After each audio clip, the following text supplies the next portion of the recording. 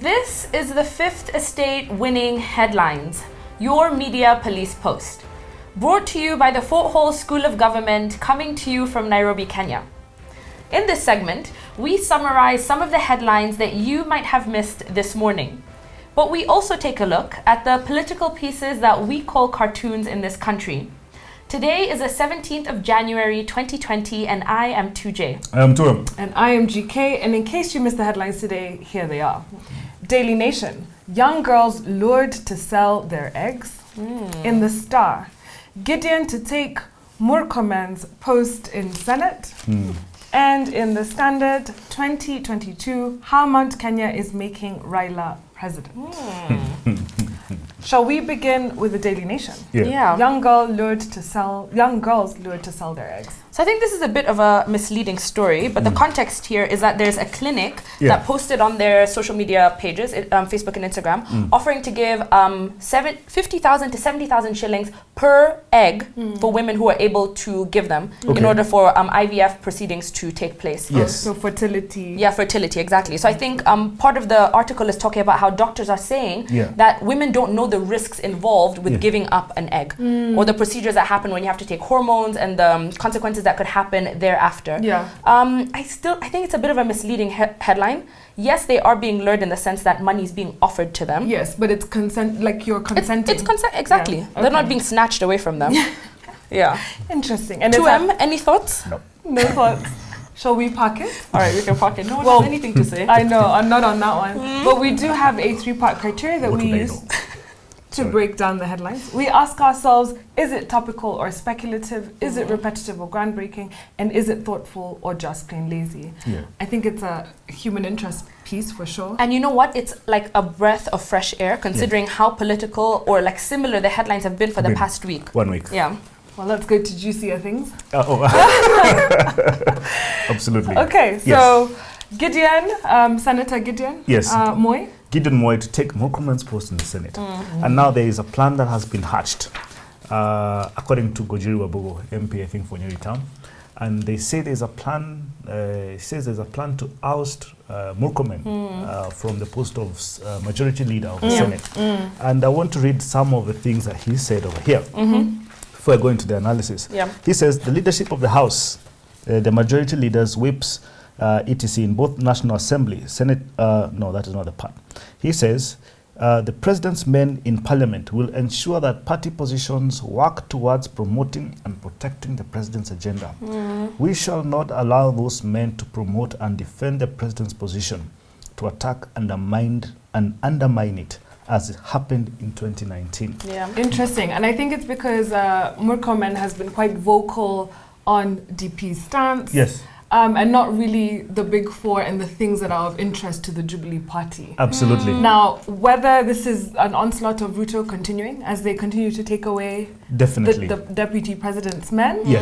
But is Gideon the right man choice for this job? I mean, Murkomen is effective because he is loud, he is out there, he is with the people in Mashinani. But Gideon, is he going to do that from Lord Errol, or what happens? Oh my God, did you just say that? I did just say that because listen, and you know, why is Jubilee picking Gideon, for instance, and not another vocal Jubilee Party member? Is it about ethnic balance, or is it about dynasties, heritage? I don't know what the... Because strictly speaking, if you're going to be the leader of the majority, the Senate majority is picked from the party that has the majority in the House. Now, does KANU have... Let me give you some numbers. Yes. Jubilee, as it stands today, has 34 senators, and KANU has 3. Now, if you're going to select a leader of the majority party, it is obvious that you would choose from the majority party, which is Jubilee. Why a person that is not from Jubilee is being selected could indicate that probably President Kenyatta thinks that Jubilee in the Senate is a poison chalice. And therefore he's going for someone that has a gentleman's agreement with Jubilee so that person can become leader of majority. Whether it's going to work, We do don't not know. Because Yeah. do they have the numbers to pass it in the House? You see, one would actually have to see it this way. There is the William RUTO side in the Senate and there's the Uhuru Kenyatta side in the Senate. Nobody has come out and is written right here on the head, Uhuru Kenyatta, Where they stand. William RUTO. Yeah. However, according to, if you're going to use anecdotal evidence, what we actually see out there is, RUTO has a speaker, he has a majority leader, he has so many people with him in the Senate, and I have a feeling it's going to be very difficult to depose Murkomen as the leader of the majority. Interesting. And I wonder what this portends then for the next election. I mean, if we look at this headline based on our criteria, it is speculative, right? At the moment. Yes, it is. So I would say maybe toss it, please. All right. Are you tossing the eggs as well? Okay. What's for me to do? So, in the Standard, so 2022, how Mount Kenya is making Raila president. Bold statement there by the Standard. Bold. Yeah. And basically the article details how Mount Kenya block is vote rich. How it has about 5.3 million voters, which is 31% of the 19.6 million registered voters in 2017. And how it comprises of the 9 counties, among them Murang'a, Kiambu, Nyeri, Embu, Kirinyaga, and we all know them, including Nakuru. I think they include in this one. And they say how the Mount Kenya block accounted for 53% of the 7.4 million votes that Uhuru Kenyatta hold. And so basically the article goes on and then says that Raila should count on Mount Kenya's voter apathy. So there's the first presumption that there is voter apathy in Mount Kenya. And that's probably come from the conversations in the past few months on how divided the bloc has become, etc. And what this means for the average sort of voter. And then he speaks about the tyranny of numbers that they rely on with the Mount Kenya bloc sticking together. And then he also goes on to say that the deputy president must go out and eat at Raila's support base. Because now we have a Mount Kenya bloc that is divided. Tuam, what would that look like if we were to play it forward, looking at the numbers? Let's play it forward this way. You had 2 coalitions in 2017 going at each other. You had Jubilee and you had NASA. Jubilee, if you're going to add the core support, was the Gema and the Kalenjin. If you add up all of that, that was about 7.9 million votes.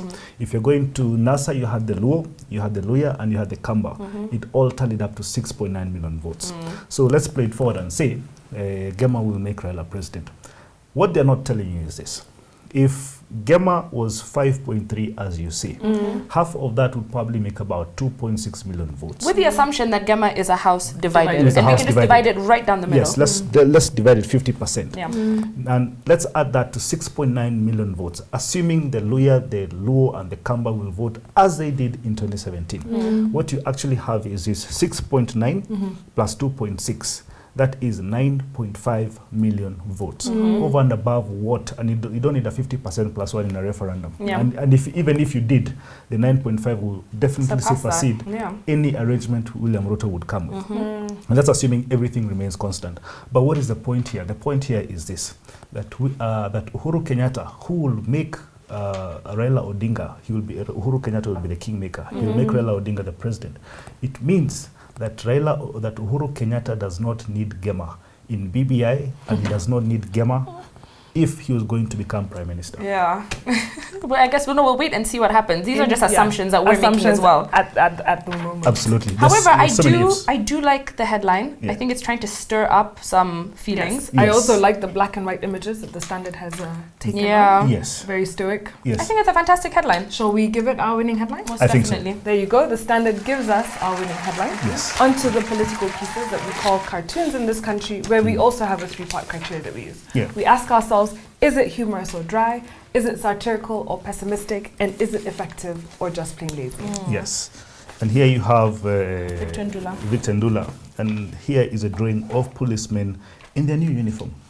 No one has mentioned that. Did they receive their new uniform? Yes, and it is so ugly. By the way, they're beating up protesters in Kasarani. And the caption there is, how dare you peacefully picket and demonstrate over poor roads? And I don't know whether you guys watched this. The residents of Kasarani came out in anger to demonstrate against the poor road network in Kasarani. Potholes upon potholes everywhere.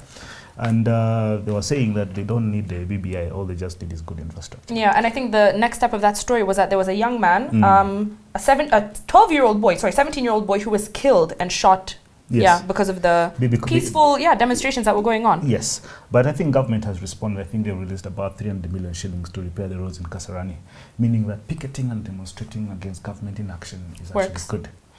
Oh works. gosh, yeah. All right, I think so it's a what bit do of we like? I think it's a dull cartoon. I think Victor Ndula has entered 2020 very slowly. Very slowly. So we toss. Yes. This to me, Ozone. this to me is my best cartoon. And you have Russian President Vladimir Putin holding a bottle of vodka called Absolute Power, and I think it's a parody on Absolute Vodka. You would And know. I would know, and so would you. He's toasting with African leaders, East African leaders, among them the Prince himself, Uhuru Kenyatta. Next to him is Pierre Nkurunziza of Burundi. Next to him is Yoweri Museveni of Uganda and Paul Kagame of Rwanda. And they're saying cheers, brother. Yeah. And why is Uhuru Kenyatta amongst the league of Because of he dictators? is also trying to change a certain constitution. Exactly. So I the think bigger- it's a play Whoa. here. Yeah, No, I didn't say for what or for what I'm reason. just saying. But he's yeah. amongst people who are because the context engaging here in- is that Vladimir Putin this past Wednesday said that he wanted to change the constitution that would increase his power. So it would actually reset the clock on his current presidential term so he could Yes. start afresh, Yeah. but then ensure that he could change it thereafter. Yes. Absolutely. Not saying what position he would hold. Yes. Like some people. The good thing about it is that the Russian prime minister and his government actually resigned, Yes. you know, allowing him to institute reforms. Yeah. Yes, And- but whether they had a choice in doing that or not, Yes. yeah, And I think- Russia does things a little bit differently. I think we can all agree. And I think there are lessons to learn from To be them. learned. Is that so? I think it's a fantastic Fantastic cartoon. I love it. I'm Let's surprised see. that I'm using the word fantastic and ozone in the same Yeah, it was a very good sentence. cartoon. So let's see what Gado has in store for us. New Year. learn So habits. Gado has Wanjiko holding a picket Yeah. Poster. sign, Yes. and it says action. Arrest, prosecute, and convict all crooks, then recover all assets in and out of the country now. No. When did Gado become an activist? He always has been, actually. But I feel like this is just, it's too much now. Yeah, being an activist. Because I think the whole point of these political cartoons is that they're meant to make you think Yeah. and question things. This is Yes. not making me think or question. This is boring. It's something that he had in the archives that he said, Yeah. I'm bored, here Let's you go. pull it out. Yeah. I prefer ozone. For Most today. I prefer definitely. ozone. So this one goes to the bin. Most, yeah, for sure. So there you have it. Ozone gives us our winning cartoon from the start. Yes. What is our final thought? And now our final thought. It is inspired by a book entitled What I Wish I Knew When I Was 20. Well, before you tell us, See, let me tell you the author. oh, please do. Yes. Sorry. She's called Tina Seelig. Thank you for that. I want to do a summary Yeah. before you go in. So on Monday, we looked at the Icarus Deception by Seth Godin, where we explored the Greek myth about not flying too high and close to the sun, Yeah. and how we often forget the second part of advice, which is not to fly too low. And the teaching here was us to move beyond our daily comfort zones. Yeah. And then on Tuesday, we looked at Made to Stick, Why Some Ideas Survive and Others Die, by Chip and Dan Heath. Here we learnt about how to make our ideas succeed, making them more credible, unexpected, emotional, using stories to better convey our ideas. Yeah. On Wednesday, we looked at So Good They Can't Ignore You Yes. by Cal Newport. And here we looked at why skills trump passion in the quest for the work you love. Yeah. And he proposed, don't do what you love, but learn to love what you already do. And become a craftsman in the area you're already in. Yes. And then on Thursday, we looked at The Power of Habit by Charles Duhigg, which Yeah. is a Fifth Estate classic author. Yes. Why do we do what we do in life and Yeah. business? Yeah. And we explored the science of habit formation in our lives Yes. and understanding that habits can be changed. Absolutely. And so today we're looking at what we wish we knew When When we were 20. when we were 20. So before we even get into it, let me ask you guys, and let me even ask the audience, what Yeah. do you guys wish you knew when you Yeah. were 20? GK. Interesting. I wish I knew that I shouldn't take life so seriously. Like I took myself very seriously. Yeah, that's so And I true. wish I just enjoyed a few more things Mm. and was a bit more creative. Yeah, to him. I wish I never took school very seriously. You stole mine because I knew what you were going to say. You wish you knew that when you drink beer, you get a belly, right? Yeah. But no, I do agree with you. Yeah. At 20, I wish I knew that school is not the end all and be all of life. Yes. You know, there's a lot more beyond that. Yeah, Yes. and just before you say that, you know, there's a reason why children are committing suicide in this country, and that's because pressure comes from home for them to perform well. And if you think about it on the flip, the parents think this is the guy who's going to take us out from poverty. But then again, life, I think, offers more than that. Yeah. Who said again it's all about papers? The other day we were talking about, you're saying maybe a university degree at some point will just become a receipt. Maybe all we just need is diplomas. Exactly. Do what you love, right? Do what you love. Yeah. So I think this is one of the books that I would recommend that somebody reads because it's quite short. In fact, the subtitle of the book is A Crash Course on Making Your Place in the World. Yeah. Crash Course indicates that it's quite short. I think it's a very easy read. I think anybody could look at it. Yeah. And I think that with the life expectancy in Kenya is what, about 70 to 80? Yes. So if you're saying that at 20 years old, you could learn lessons that you could put in place for the next 60 years, it's a valuable book to read. Yeah. Absolutely. So Sealing is a professor, speaker, and best-selling author on innovation, entrepreneurship, and creativity. So this book is possibly one of her most well-known, and it takes examples from the classroom to the boardroom of individuals defying expectations, challenging assumptions, and achieving amazing success. So the theme of this book encourages you to skip the mistakes that everybody else makes. So I feel like if you read this book, it might give you some tips and tricks on how to skip those mistakes so that you can get ahead. Yeah. So Sealing describes an activity that she gives to her students at the University of Stanford. Yeah. And so she asks them, Yeah. what would you do to earn money if all you had was $5? Here we'll talk about 500 shillings. If all you had was 500 shillings and 2 hours, what would you do to make money? Right. So she gives them... My goodness. So she gives them an envelope with 500 shillings and she tells them, you have as much time to think about what you want to do. Yeah. But the moment you open that envelope, you have 2 hours to execute your plan. Right. So the students were encouraged to be entrepreneurial by identifying opportunities, challenging assumptions, and leveraging the limited resources that they had to be creative. Yes. So most students say that they would gamble. Yes. I think that's what you do. You go to the casino, gamble your 500 shillings, and fingers crossed you make more. Yeah. Others said they would buy a lottery ticket. Some said they would start a car wash or open up a small restaurant to kind of multiply the money. But many students actually found a way to expose the possibilities to create as much value as possible. Right. And why is that? So the teams that were the most successful, they didn't use that 500 shillings at all. They didn't even touch it. They realized that focusing on that 500 shillings and how to make it more actually put them in a box and restricted their possibilities of thinking.